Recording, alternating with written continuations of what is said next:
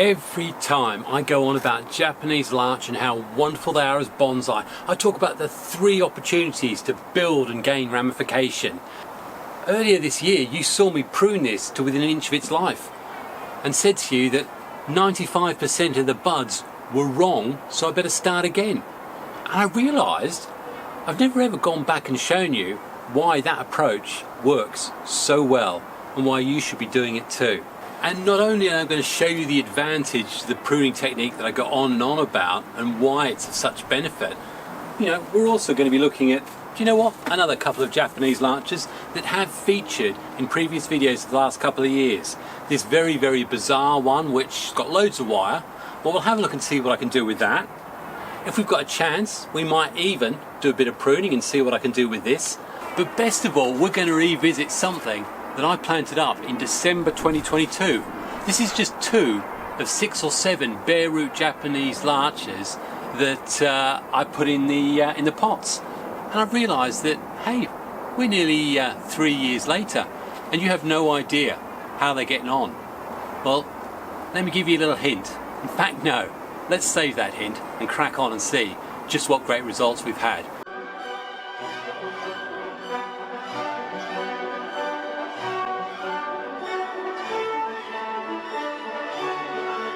Hi, yeah, it's Xavier. Welcome to my bonsai retreat, and welcome back to my Japanese Larch Mountain, or Labrador Larch Mountain.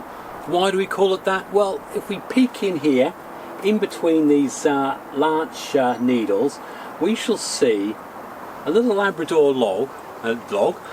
Might as well be a log, he's got no paws. We'll put you to one side. Already lost 2 legs, don't want to lose any more. And so we're going to revisit this, and I'm going to really hammer home why my pruning approach is so effective and what you should be looking out for, and why patience is actually the better virtue when it comes to developing your larch bonsai. So without further ado, let's give this a spin. And it's been sitting on the benches. The shoots that hadn't flushed out in the spring, which I left alone, have now clearly flushed out. And some of those have developed those buds really, really close in particular. In fact, I'm sure you remember I left this one, and if we look in right in close, you'll see that there are 2 buds that are going to enable me, in fact, why wait, to go straight in there and go, I want a chance for 2 more shoots. That's what we want. This is the second pruning. We're now first week of August, so I'm going to go around and have a look at these newer ones that were allowed to extend untouched, and again go back right in and see, have I got buds close in where it's higher up in the pad, and if not, then I'm going to cut them back there. So let's continue to spin this, shall we? I've been really, really ecstatic with the growth and how it's developed. But we'll come back to this area in a minute, because this is an example of where I did that pruning in spring. I was deliberately looking for buds that were close together, and I said you'll get the ramification from those that you want, and well, we'll see in a minute whether I did.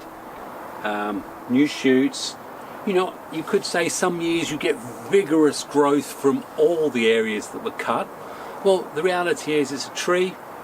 Different things affect it differently, and probably the flush has actually been a lot slower this year than I expected. But overall it's vigorous and very, very healthy. Look, you can tell it's vigorous and healthy because we've got our perennial dandelion root here, which the only way that's ever going to be removed permanently is if I can get that out. It's wrapped right around the roots of that larch here. Disappointing areas. This tree, well, do you know what? I'm not disappointed. I didn't do any pruning on it, as you know, because I was concerned about the buds and the ability of this to have much energy to push. And they've stayed green. Certainly I can show you a Japanese larch where they showed clearly that it wasn't going to work. In fact, I'll show you that. In fact, let's have a look now. This is one that I separated off from the forest group. It was the tallest of them at 3 foot. And unfortunately, as you can see, is no more. But this since the spring remains green. a little bit of growth on it. But the thing I'm always looking at is when you're looking at the bud heads, do they look healthy? Are they sort of vaguely bulbous and look like they've got a shine or a sheen to them? And these all have. So I have no doubt that they will push out in 2026, and probably I'll do a little bit of pruning when we get to needle fall. Looking around this one, obviously this one I was holding that in, that's why I've got this wire here. I need that to stay there because what I'm actually looking for is the root system in here to continue to strengthen, to continue to hold and pull that in, and really I'm looking for this to expand. And the only way that's going to expand and grow and grip that rock is if we allow all this growth here to just continue to grow out. So really I'm just letting this flush out this year. I'm not doing any pruning, hence you've seen all this growth here. But again, encouragement. It was transplanted this year into the pot. Clearly it's happy enough that it's going to stick with it and give me some good stuff in 2026.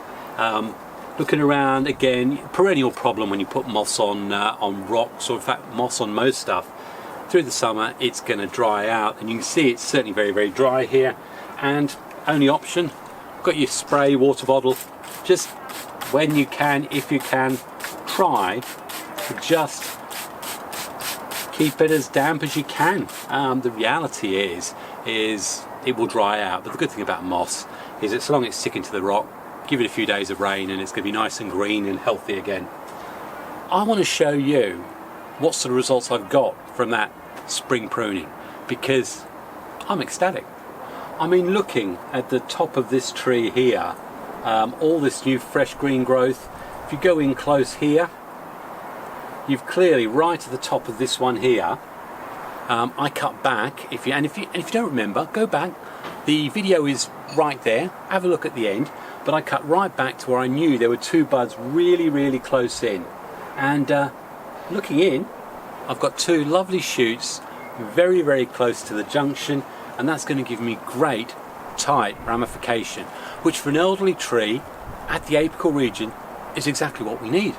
But equally in other areas where I've done that cut, we don't have exactly the same success. We do have shoots coming out, but in two other areas, here and here, we've actually only had one of the two buds that actually push out. So in essence, we've got one shoot and then another shoot extending from it, which isn't actually going to do us much good. But for now, we'll leave it. These aren't quite hard enough yet to prune, although I can see little buds. I could prune those if I wanted. And the cut, here's a case here. This is another area where I cut here, and I've had this shoot and this shoot push out, which is absolutely brilliant. So, and I could again cut those back. And I think I'll tell you what, I'll cut some of these stronger ones out and we'll have a look and see whether or not they manage to push out any new growth by the autumn time, shall we? We've got this lovely, lovely big shoot, but here, coming close, we've got two shoots here. That was as a result of a pruning cut. All of these got cut back, and to be fair, I haven't, there's one, there's buds on them, but as a result of the cuts, I haven't actually had new shoots. I mean, if we look in here, I cut this one here because there were buds closer in, and although I can see little light greening where there might be some bud expansion, we basically had nothing from there. And on a lot of this pad, here's another example here, the cut was there for a bud that's just on the other side here, and that one didn't fire up. In fact, probably at least 50%, maybe more, 60% of the buds, they're swelling. Some of them are swelling. As I said to you, they don't all come out like you want, but you know, it's a slow building process. So in this instance, I've got probably 4 or 5 places around this where I've got that really tight, compact new bud shoots, and better still, on some of the ones that I left and didn't prune in the spring, I've actually got some opportunities there which I'll prune back too. So, as I said, if I want to get these ones that haven't pushed, that I pruned in the late late to mid-spring, then I need to see something about it. I want to stop the energy going up here. Again, going in close, I'm looking for the same thing. I've got a bud really close in. I may actually look at extending this one out a bit. So I've got some buds that I like. Let's cut that one right back. So again, looking in here,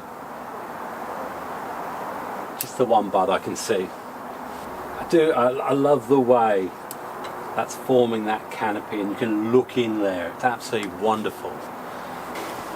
And this one on the outlier, looking at where the profile would be for the next growth, looking at it, I've actually got a bud there and a bud there.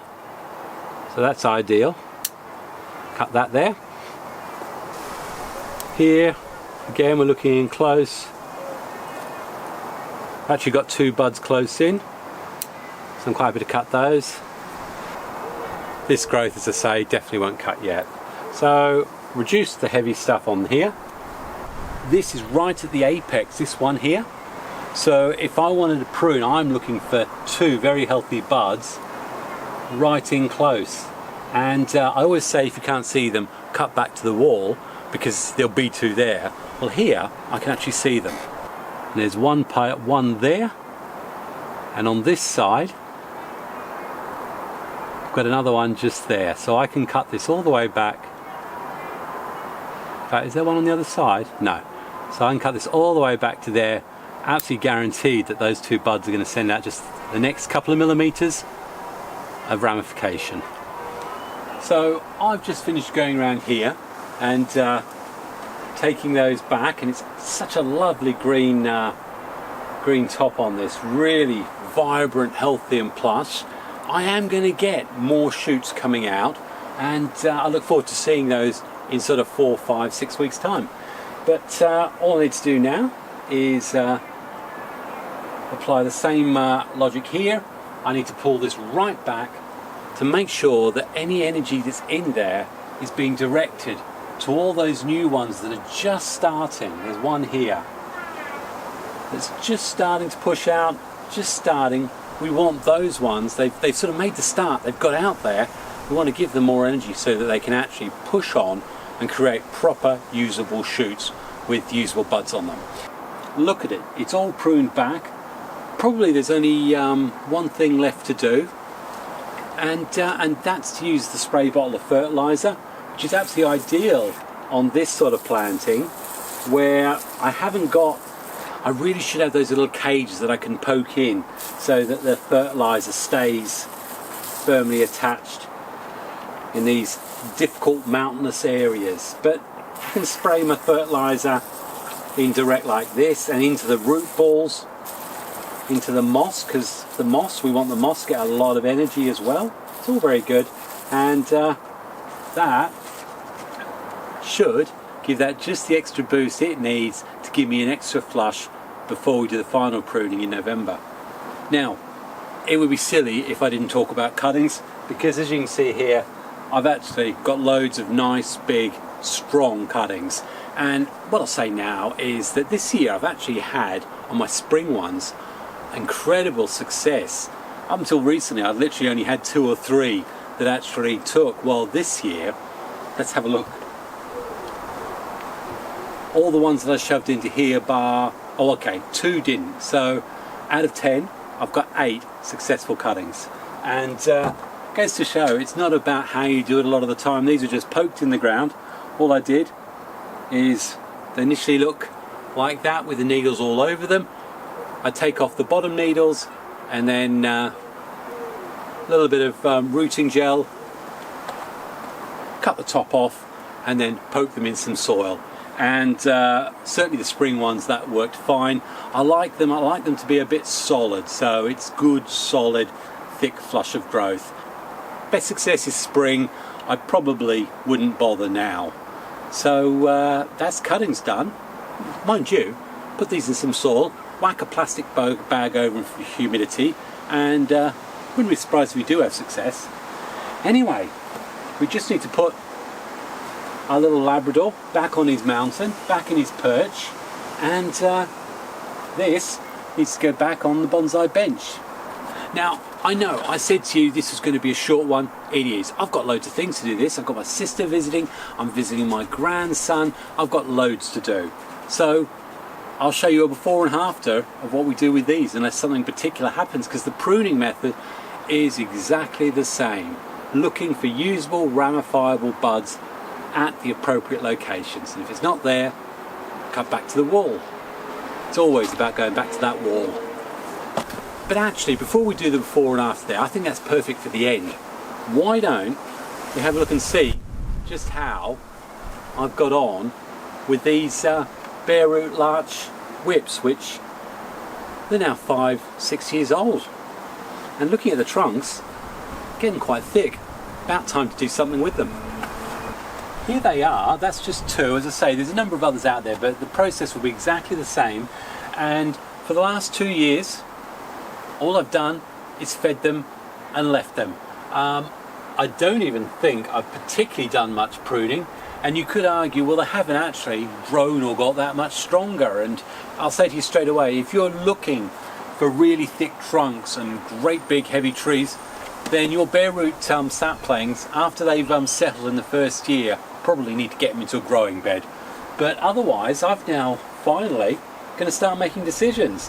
And there's a natural bend on this one here, which we can see, and there's also quite an interesting look on this one. So let's deal with this one first of all, because you all know what I'm going to do. Great big 5mm gauge, I don't know what gauge that is, but 5mm, pretty thick. Whack that in there, and I'm going to increase that bend. Now what I will say is there is definitely an option that doesn't require wire, and let's have a look at it.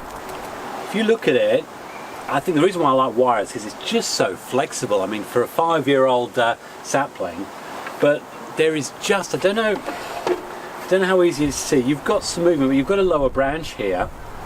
There's a really strong temptation to actually go, do you know what, we could cut this whole top off and this could be the new tree. The only reason I wouldn't is because that bend is practically 90 degrees. If I was going to do something like that, I should have had wire on this a year or two ago. So the reality is that it's probably going to get removed.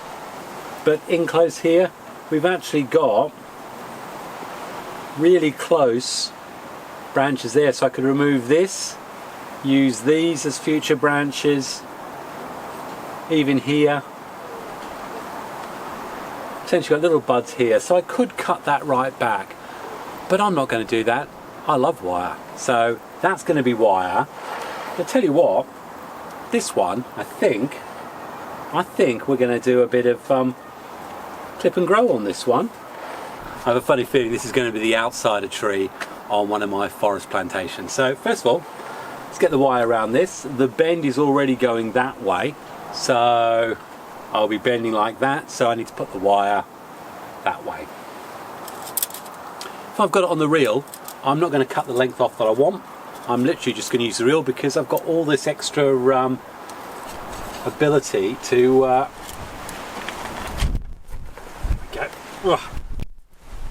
Now I will say that at this time of the year you do have to be a bit careful, because the actual bark on these can separate, especially middle of summer.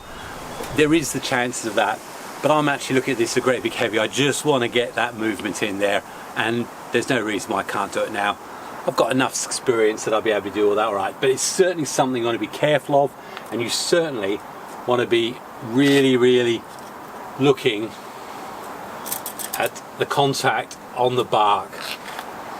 But yeah, the reason why I keep on the coil is because of the leverage I'm able to get.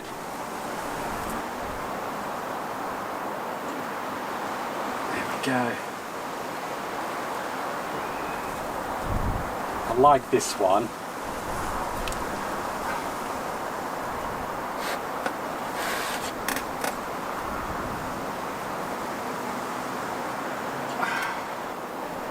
It's just about getting these branches in a better plane.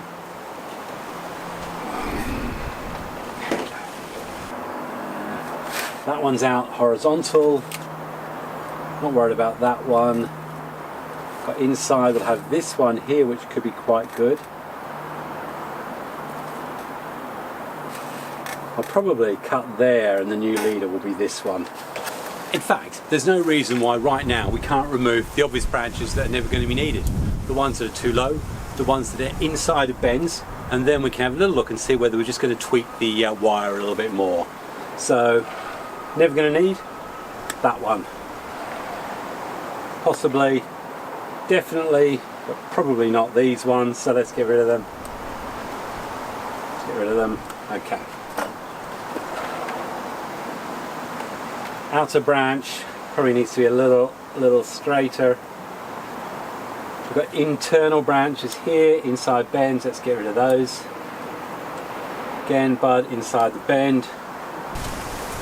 Imagine there, wire that down. I think that's going to be the new apical region there, so let's just remove that there. Okay, now the next thing I'll do is just shorten off some of these. Basically just go back to the nearest two buds, nearest to the trunk. Maybe that we just twist that a little bit more. See, you could see, I'm not being funny, if you removed all of this stuff here and had the tree just here, that could be quite an interesting tree actually. Especially if I let those buds grow from there. Quite tempted with that, quite like the look of that. I'm going for it, definitely. Don't know why I put that wire on there. These things happen. So let me remove that wire. Wire's cut. Let's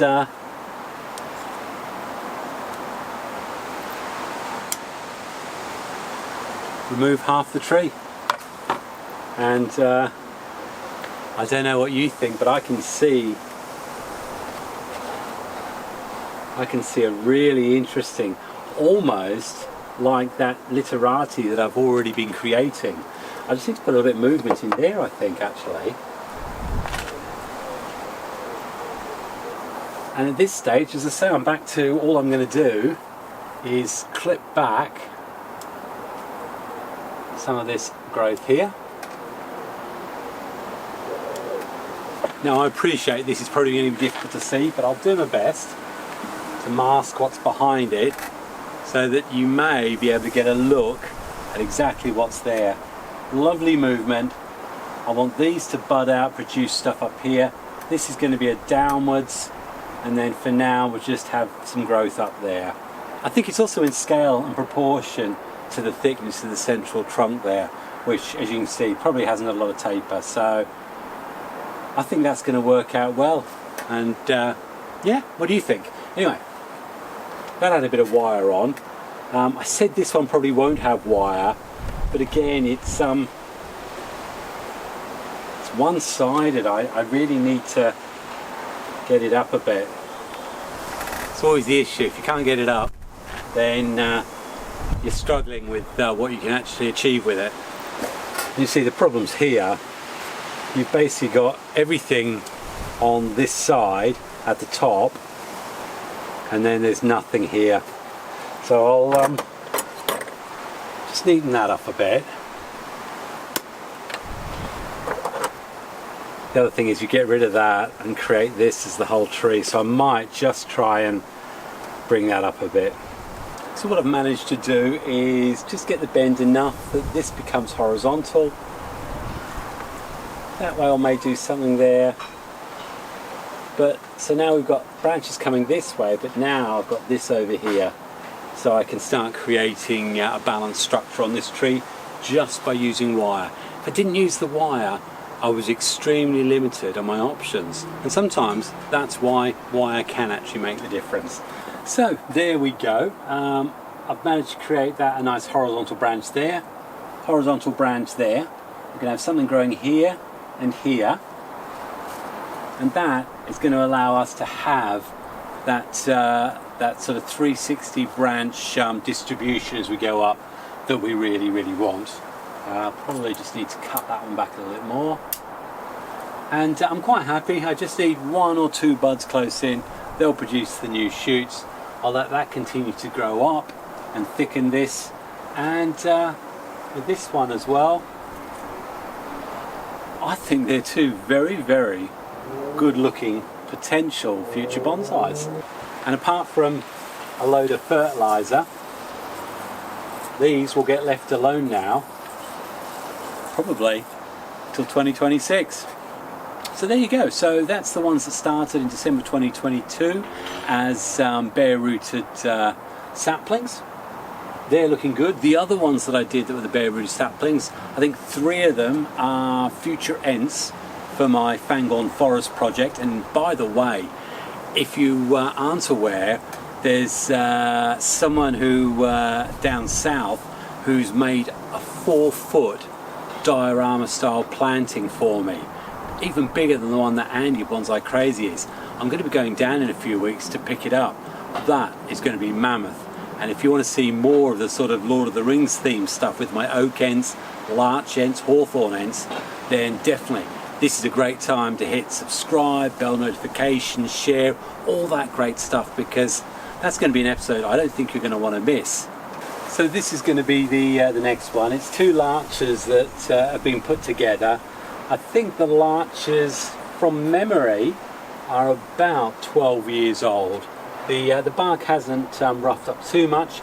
All I'm going to be doing is taking it back to a pretty rough sort of profile cut and just start finding where the pad levels and layers will be, and also higher up, closer in, lower down, further out, all in proportional scale. Anyway, there it is now. We'll give it a bit of a spin round. It's going to be a lovely looking tree, and tell you what, in the spin of a turntable, let's see how it looks. And well, there you go. It's much more defined. One of the biggest issues you have when you're trying to do this sort of pruning at this time of year, clearly there's lots and lots of growth everywhere, so you have to get your fingers in there. You can't be afraid to get in and dig about and find out where all those extra stuff coming from. But wow, what a difference does that make? And I have no doubt that when I get to the late winter, I'll then be pruning for 2026 growth, and this will continue to get better. May even put it in a decent bonsai pot next year. What do you think? Ready for a ceramic? Definitely a Dawn Isaac ceramic for sure. Now this one you will have again seen in previous videos. I've wired it upwards. It's got this lovely, lovely thick base. It's developed as almost a clump. Potentially, I could look at doing a ground layer and try and get some roots from higher up. But you know what? This is one of those cases where this is what came from the wild back in 2015, and all I've done is pulled some of these branches upwards to create some more trunks. And I think it's going to be a 1, 2, 3, potentially 4 trunk tree off a great big thick base. Do you know what? Nothing wrong with that. I'm going to concentrate on creating the ramification that'll set this out as being unusual but impressive. Okay, so got the wire all off. Everything's held nicely in place. Looking at it, few little dead branch up here, but overall this is looking really, really healthy. So you know what? We've done it once. Should we give it a spin and see how it turns out in 5 minutes time? And there you go. So again, we can start seeing different pad levels and layers, and all I'm going to do, fertilise it and let it grow. Yeah, I think this too could possibly look good on some sort of raised slab depression, so it's at the top of a hill. But yeah, very different, but I like it. So there you go. That's one, 2, 3. So I think that's 4 larches that we've done today, and I've only got another 30 or so to do. Rest assured, if you've got that sort of growth coming out in your larches, get in there. Get those things pruned down, keep looking at the buds, where you want the future growth to come from, and if we have the right weather conditions, you may just get enough of an extension that you're going to benefit with extra ramification that you can use in 2026. Absolutely larch-tastic. Love them. So hopefully you've been convinced that my technique for pruning larch for ramification works. You've got to be patient, but you know what? Long term, long run, it's going to achieve what you need for greater ramification. And all that's left to say is, yes, we've got a bit of a privet there. In fact, we've got 3 privet stumps that we'll be looking at hopefully next. If it's not the privets, then we've got the European and wild olives. It's all that sort of stuff now, which means I've got to get the carving tools out. So apart from that, that's a fantastic video for you to watch if you want to know more. Otherwise, keep enjoying summer. God bless. Cheers.